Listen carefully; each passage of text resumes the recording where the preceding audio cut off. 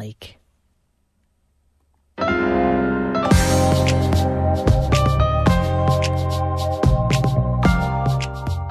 Good morning. This is Northern Light for Friday, August 18th. I'm Monica Sandreski. Todd is away for a couple of weeks. July's floods brought an influx of phosphorus, which feeds harmful algal blooms into Lake Champlain. Algal blooms to prevent long-term health problems. On occasion, they essentially come up to the surface, and because of the wind, they get blown into the embayments and the bays and the shoreline areas and collect. And that's when we get most concerned, because they do and have been known to produce toxins. We'll hear more from Kara Chapman coming up. Nearly 20 Oneida Indian Nation ancestors' remains are returning to their homeland after generations held in a collection at the Rochester Museum and Science Center. Above all, it must be understood that every minute the remains of our ancestors and our cultural artifacts are not returned continues this shameful legacy of abuse inflicted upon Native peoples. Also on the show, John Warren checks the trail conditions in the Adirondacks for us this weekend, and we'll get the rundown on a few events going on throughout the region. All of that and more is coming up on Northern Light. Stick with us.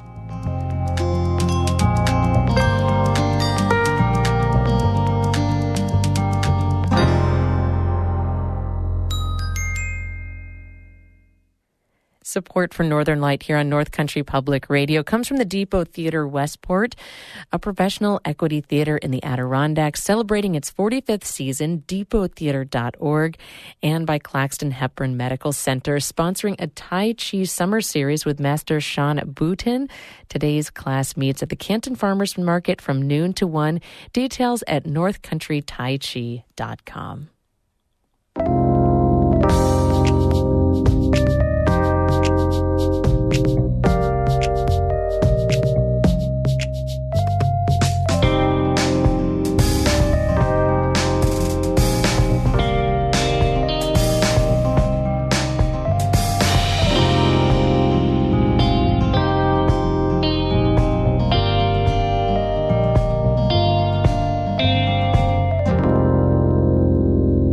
This is Northern Light. I'm Monica Sandreski.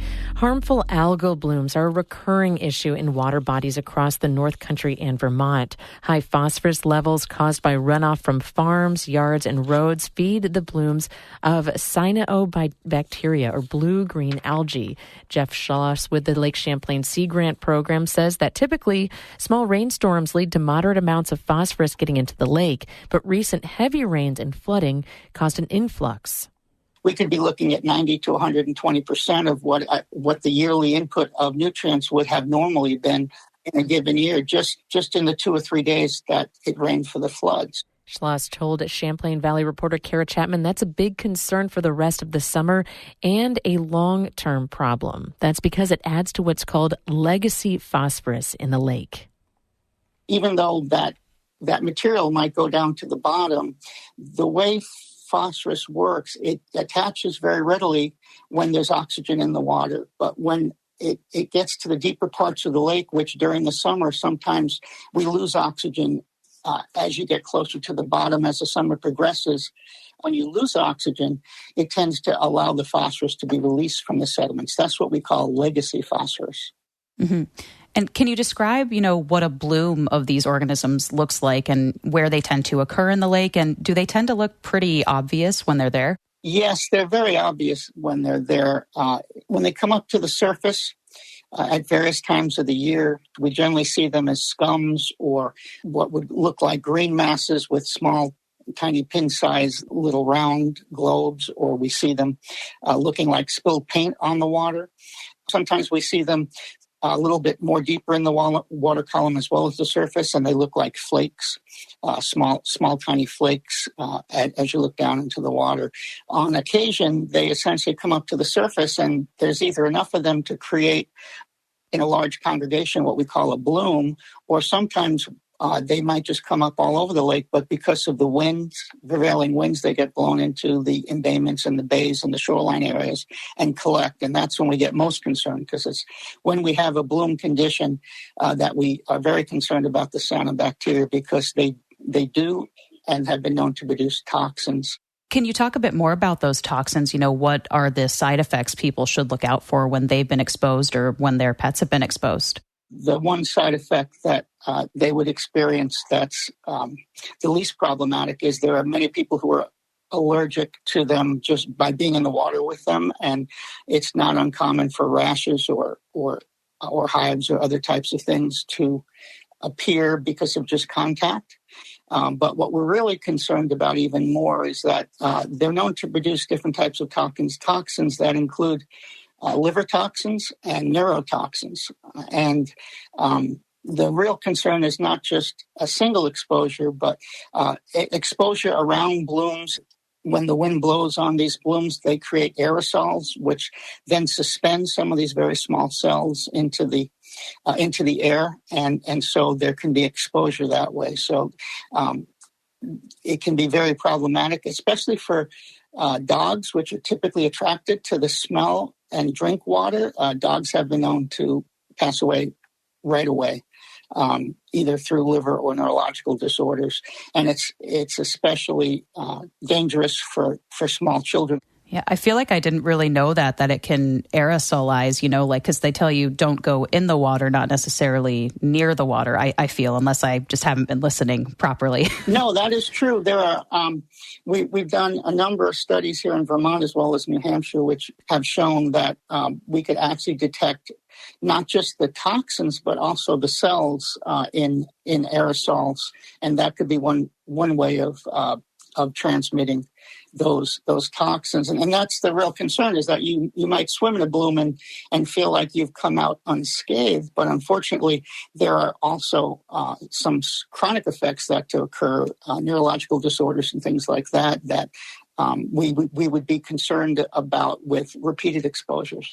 And I know your focus, Jeff, is on Lake Champlain, but I'm wondering if there are any other, water bodies in the Champlain Valley or, northern New York and Vermont where there's also concerns for algal blooms there. It's really not just Lake Champlain. It's many lakes and even lakes within the basin and outside the basin in Vermont and all over New England, where we didn't typically have very warm waters early in the season. Before, with climate change, we're seeing warmer waters, and we're seeing also increased development around our lakes and on the landscape in the basins around the lakes, and therefore more nutrients coming in. So those two factors have really increased the incidence of cyanobacteria blooms, even in some of our more pristine lakes.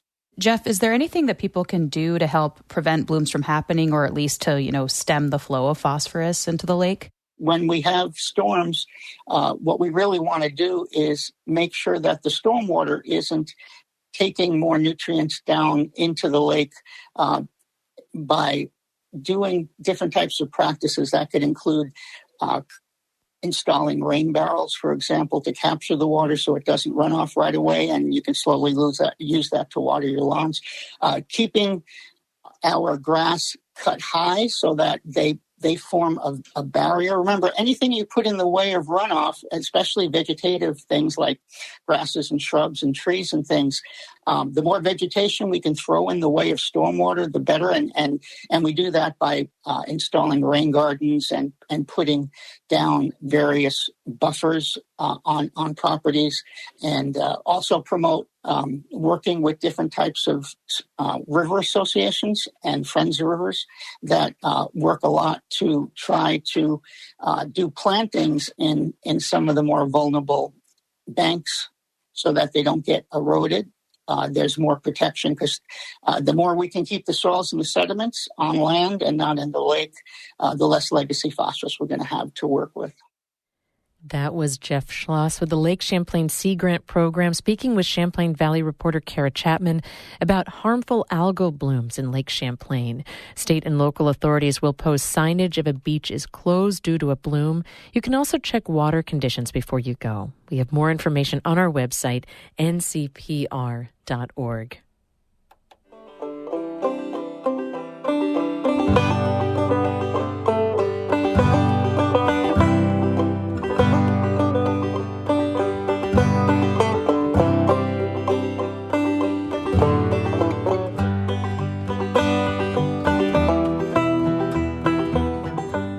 You're listening to Northern Light here on North Country Public Radio. It's about 10 after 8. Good morning. I'm Monica Sandreski.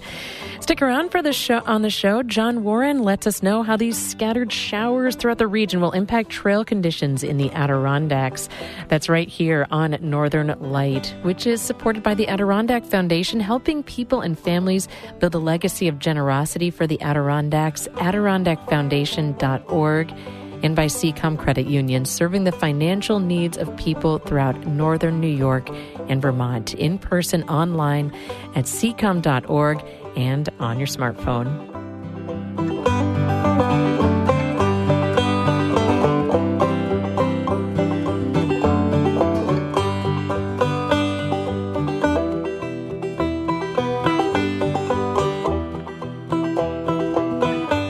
Music now by Dan Berggren out of Ballston Spa. He's part of NCPR's Underscore project, which showcases regional musicians by sharing samples of their music during programs like Northern Light and Morning Edition and All Things Considered.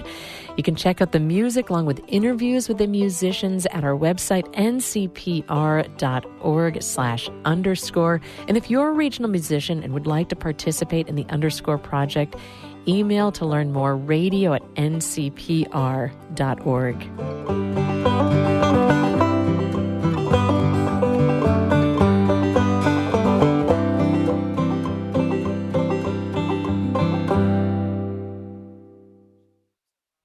A museum and science center in Rochester is repatriating indigenous remains that had been part of its collection. The Rochester Museum and Science Center held a ceremony where the Oneida Nation reclaimed the human remains, and museum officials apologized for contributing to a practice that dehumanizes Native Americans. WXXI's Noelle Evans reports. We're in the Cunningham House outside the Rochester Museum and Science Center. Draped over a table at the front of the room is a wool blanket depicting the clans and nations of the Haudenosaunee Confederacy. On it rests 19 tiny leather pouches. These are medicine bags. Oneida Representative Ray Holbritter says each one represents a person whose remains will be properly buried after having been exhumed and put on display. These bags are traditionally made when preparing for a significant journey.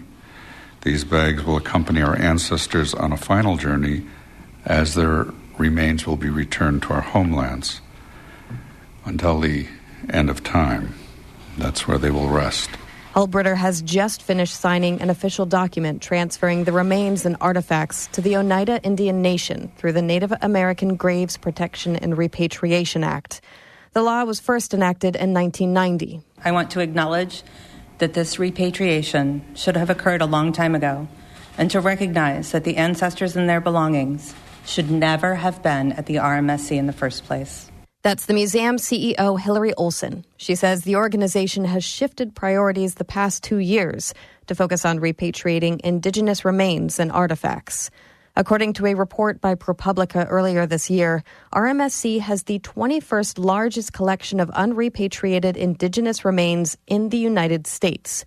Catherine Morano-Santos with the museum says that's already changing. We know that there's a lot more work to be done, and in fact, we are working in concert with the tribes and nations now, following their lead and moving forward with their priorities to complete our repatriation work. Santos says RMSC is working with about 20 tribes and nations across New York State on those efforts. The Oneida have been among them. Ray Holbritter says this ceremony to return the remains of Oneida people to their homeland bears great significance, especially at a time when there are still over 100,000 unrepatriated Native American remains at museums and institutions across the country. Above all, it must be understood that every minute the remains of our ancestors and our cultural artifacts are not returned continues this shameful legacy of abuse inflicted upon Native peoples. In Rochester, I'm Noelle Evans for North Country Public Radio.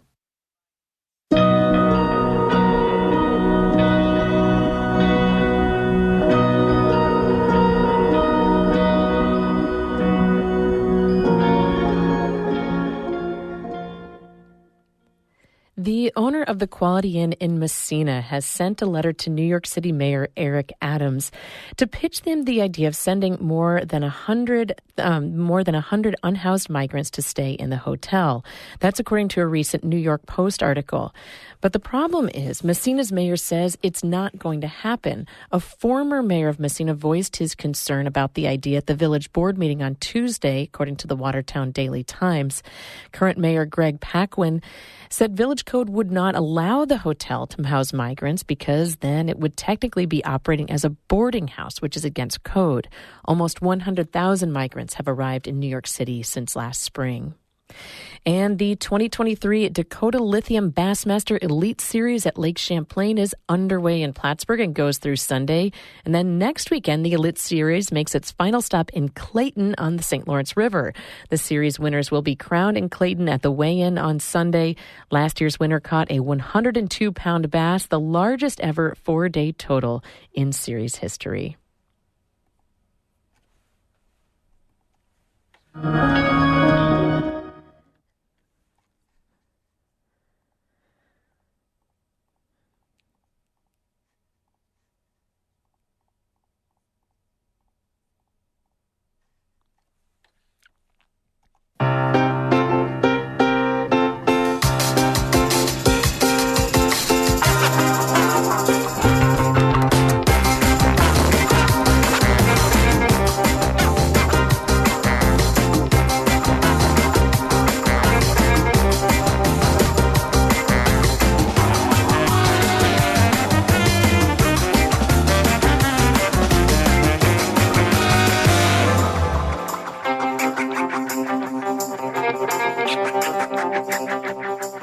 A little bit of a delay there, but all is well on Northern Light here on North Country Public Radio. It's 8:15. I'm Monica Sandreski. Coming up, we'll get caught up on some of the events going on throughout the region. Then stick around after the show for Bird Note coming up at 8:42. But first, let's take a look at the weather. It's 64 degrees in Gouverneur right now, 61 in Lake Clear, 63 degrees in Queensbury, 62 in Boonville, and 65 degrees in Malone. We can expect scattered showers throughout much of the region throughout the day today, with highs a little bit cooler than it's been. Highs in the lower 70s expected. Rain showers are expected overnight tonight with lows in the 50s, maybe getting into the lower 60s tonight. Then scattered showers again tomorrow, too, with highs in the 60s expected, maybe not even topping off 70 degrees for much of the region. But hopefully should be warming up by Sunday and will be a little bit warmer with highs in the mid to upper 70s expected. But for a look at how that impacts trail conditions in the Adirondacks, here's John Warren with the New York Almanac. Sunrise will be at about 6 a.m. and sunset at about 8 p.m. After this weekend, the next sunset after 8 p.m. will be in May. There will be a chance for showers through the weekend with nighttime temperatures in the 50s. High peak summits will be breezy through the weekend with wind chills near freezing on Saturday. The high water and muddy trails advisories remain in effect. Trails remain very muddy, so avoid high elevation trails to protect thin soils on summits. Expect to encounter areas of deep mud and avoid widening trails. Water levels remain high, and some stream crossings may be difficult or impassable. Plan alternative routes and extra time in the event you encounter impassable trails or water crossings. The Hudson River is forecast to be a bit above 5 feet at the gauge in North Creek this weekend, and the Racket River just shy of 8 feet at Piercefield. Lake Champlain remains at about 98 feet on the gauge above Whitehall. Water temperatures are mostly around 70 degrees.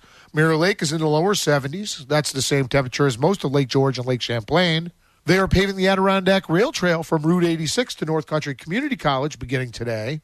And over in the Independence River Wild Forest, Bailey Road is closed at the bridge over the Independence River. That means no trail crosses the river in the Otter Creek Trail system. Also, Big Otter Lake Road there has been washed out west of Tommy Roaring Brook. And finally this week, the trail from Echo Lake to Cobble Hill and the Purple Trail in the Saranac Lakes Wild Forest is flooded by beaver activity. That area is very muddy as well, so it should be avoided. Those are the outdoor conditions in the Adirondacks this weekend. For North Country Public Radio, this is John Warren from the New York Almanac. Online at NewYorkAlmanac.com.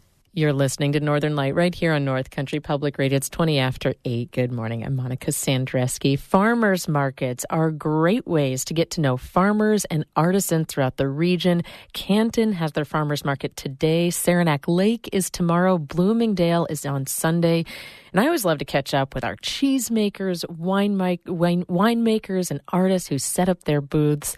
Recently, I caught up with artist Jamie Tupper on the opening day of the Potsdam Farmers Market. Tupper sells under the name The Art Room. She makes cloth teddy bears, reusable bags, quilts, and one of her most popular items, these little millet-filled beanbag frogs. I got tired of making bears and quilts, so I found this idea, and I thought, I wonder if it'll sell. And I think I've made over the past 10 years like 5,000 of these. But I have regular frogs, and then in the wintertime I have ones that are made with Christmas fabric, so those are mistletoes. Oh, I love it. But they're just like a handful of fidget. Yeah, totally. They're like little frog-shaped beanbags. They're so exactly. They're so cute. They're adorable, and everyone, even if I made them all the same fabric, they all have their own little personality because you can't always put the eyes on the same way. So some are kind of crisscross, some are kind of looking goofy. But it's funny how people will come by and they'll look and look and look, and they'll finally decide on that frog that they go, oh, this is perfect. You know, they're the kids love them, of course, and I keep them low so that you know, good marketing. It's like a good marketing ploy. Yeah, so just hang on a sec. He wants to. You got a frog? 2 frogs. Okay. Thank you. Thank you. You're welcome. How long does it take you to make one? I make like 35, 40 of them at a time. Yeah. So, I mean, from start to finish, it takes 48 hours. Because I have to let their eyeballs dry, and then I have to let their pupils dry, and then I got to sew their butt up because they got to be watertight, you know. Nobody wants a leaky frog, right? There's some that have to be replaced because I had a woman that bought one for her grandson, and he stuck it in the side pocket of his denim overalls, and she forgot it was in there, and the mom washed it. And, of course, it's millet, and once it gets wet, it kind of activates. And she said, when I took it out, it looked like a bullfrog. She said, I need to replace it. She goes, will it ever go back to the way it was? And I'm like, once you activate millet, it's over. It's like oatmeal. It's like oatmeal. It ain't going back. So, you all set? This is what happens. They have to pick out the special frog. That at the house. 50 cents. Get your change. There you are, sweetheart. Thank you very much. Enjoy. But, yeah, it's fun. And, you know, they tend to be a real comforting thing. I had a she was a nun, but she was also a nurse. She did a lot of hospice. And so she would go in and talk with them and comfort it and brought the frog. And then she would take it home and cut out a lily pad, glue it onto it, and then take it into the individuals so that they could see it.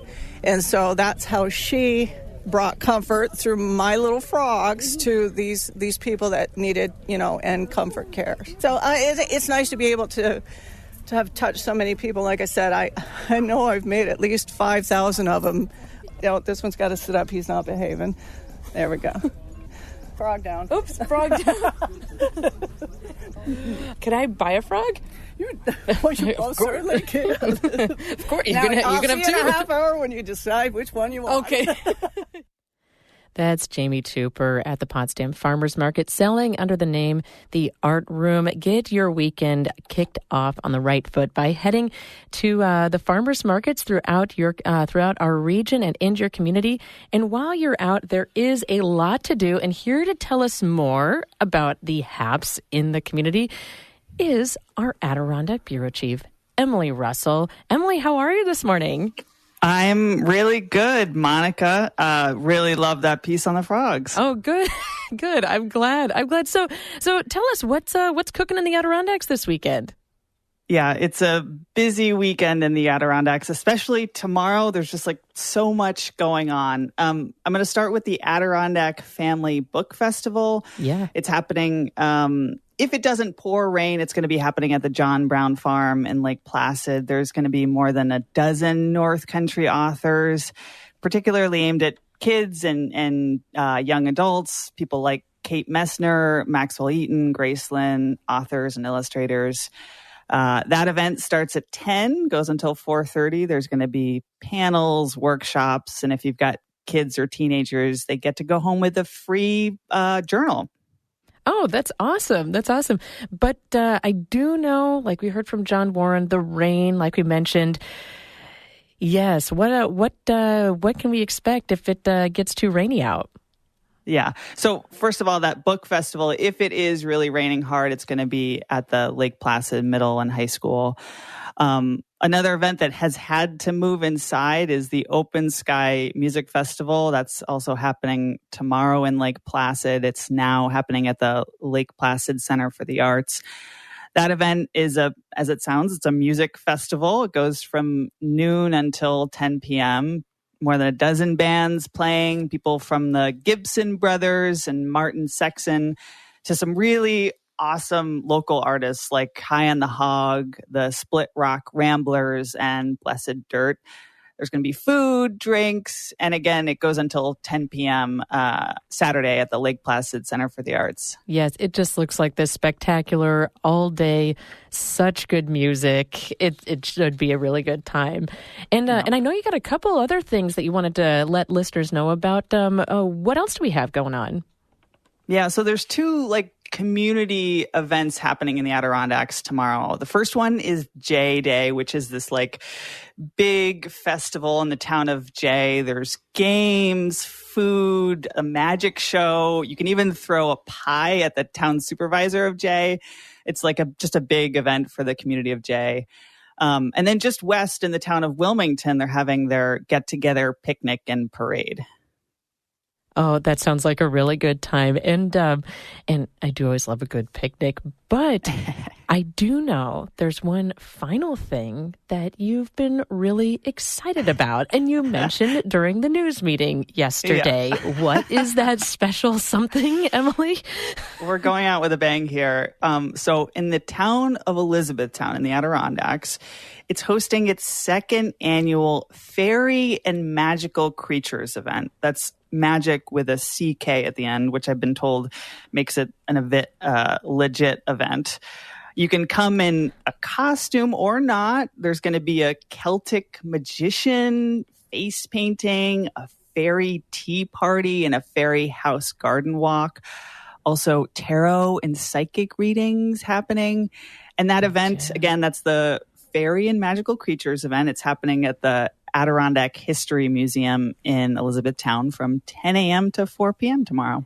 Excellent. It sounds like a good event for families and all of our witchy ladies out there. So that'll be really good. Do you know which one you're going to? Monica, I don't know. The pressure. I know. There's so much.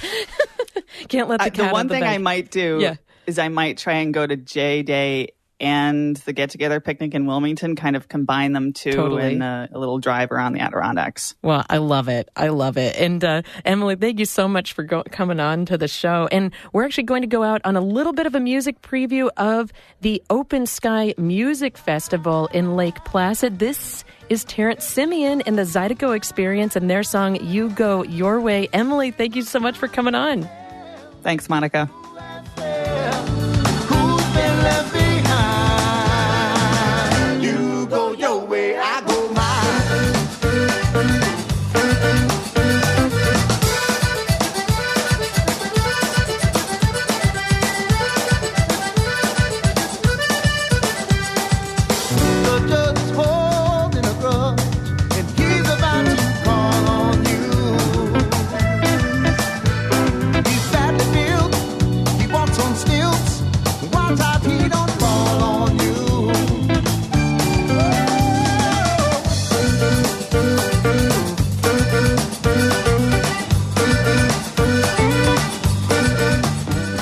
That is it for the show for the day. Morning Edition continues in just a couple of minutes. Then stick around after that for the Marketplace Morning Report. This music right now is by Terrence Simeon and the Zydeco Experience. They're performing in Lake Placid tomorrow as part of the Open Sky Music Festival, which is now happening inside at the Lake Placid Center for the Arts. It starts at noon and goes until 10 o'clock.